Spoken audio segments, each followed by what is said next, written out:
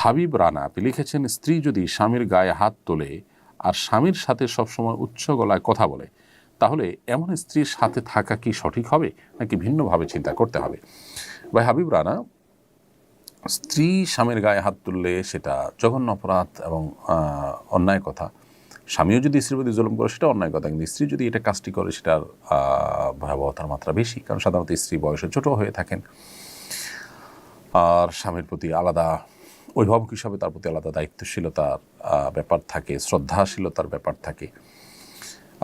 স্বামীর সাথে যদি উচ্চ গলায় কথা বলে এরকম যদি হয়, তাহলে সেক্ষেত্রে এই স্ত্রীকে সংশোধন করবার যতগুলো উপায় আছে, পথ আছে, শরিয়া যে স্টেপগুলো অবলম্বন করতে বলেছে তাকে সংশোধন করবার জন্য, সেগুলো আমাদেরকে অবলম্বন করতে হবে। সেগুলোর কোনোটাতেই যদি কাজ না হয়, তাহলে সেক্ষেত্রে তালাক বা বিচ্ছেদের চিন্তা করা যেতে পারে।